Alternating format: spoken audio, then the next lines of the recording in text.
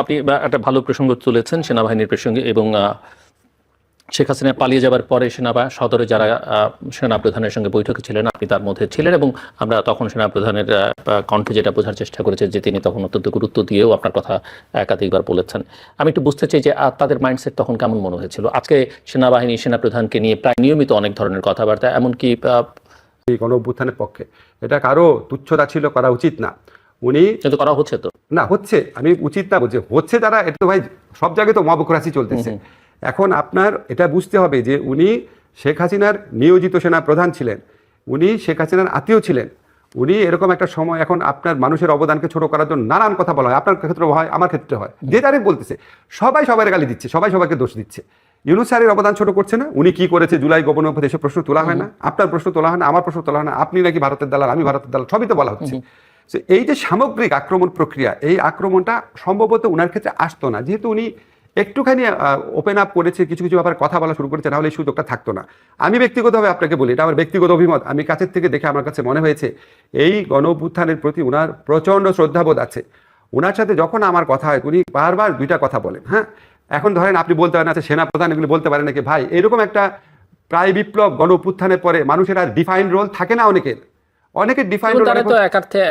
তো আমার কাছে উনাকে যেভাবে পোট্রে করা হয় কিছু কিছু মাধ্যমে, আমার কাছে মনে হয় অবিচার করা হয় এবং উস্কানিমূলক বক্তব্য দেওয়া হয়। এবং আপনি যেটা বলছেন, তবে আপনাকে এটাও বলে রাখি আমি, এবং এটাও বলেন না তখন অ্যাজ এ স্টেক হোল্ডার তিনি যদি বলেন, কারণ তারও এখানে স্টেক আছে, তার সশস্ত্র বাহিনীর স্টেক আছে, এবং উনি যেহেতু লিড করছেন বলতে পারেন। তবে হয় কি আপনার, এখন আমরা তো দুই একদিন, প্রথম দুই এক সপ্তাহ তখন যদি বলতেন, এখনকার রোলটা তো ডিফাইন, তখন বললে তো মনে হতো যে উনি প্রভাব বিস্তার করবার চেষ্টা করছেন। কিন্তু এখন যেহেতু সমাজে নানা মহল থেকে নানা রকমের প্রশ্ন উঠছে, রাজনৈতিক দলগুলো থেকে নানান কথা উঠছে, ইভেন আমি তো পলিটিক্যাল পার্টিগুলোকে এটাকে নিয়ে খুব বেশি আমি আপনাকে বলি, ধরেন পৃথিবীতে কে ভালো কাজ করছে, কে ঠিক করছে, কে বেঠিক করছে, এটা তো আমার কথায় নির্ণীত হবে না।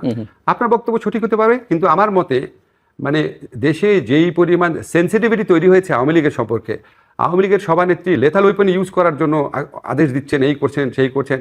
আওয়ামী লীগের সকল পর্যায়ের নেতৃবৃন্দ, সবচেয়ে ভালো নেত্রী যেটা দেখেন সেটার পিছনেও সেও একটা না একটা কুৎসিত নির্বাচনে ইলেক্টেড লোক।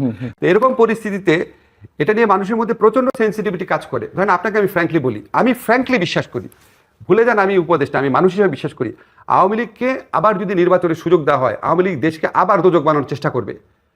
তার কাছে এত টাকা আছে এবং তার মধ্যে কোনো রিমোর্স নাই। সে যেটা করেছে এই জুলাই হত্যাকাণ্ড, এটা কোনো রিমোর্স নাই। তো যার রিমোর্স নাই এবং যার কাছে এত টাকা আছে, যার কমপক্ষে 15-20% মানুষ যাদের অন্ধ সাপোর্টার, তারা দেশকে আবার মানে দোজক বানায় ফেলার মতো। কিন্তু সেই সিদ্ধান্ত কে নেবে? না, সেই সিদ্ধান্ত কে নিবে? এটা নিবে পলিটিক্যাল, আমি আপনাকে বলি, সেই সিদ্ধান্ত পলিটিক্যাল পার্টি নিবে, সেই সিদ্ধান্ত বিচারিক প্রক্রিয়া আসতে পারে, সেই সিদ্ধান্ত নির্বাচন কমিশন নিতে পারে। আমি ব্যক্তিগতভাবে মনে করি এই বিষয়টা নিয়ে আর্মি চিফ আপনার যদি কথা না বলেন ভালো হয়, বুঝছেন?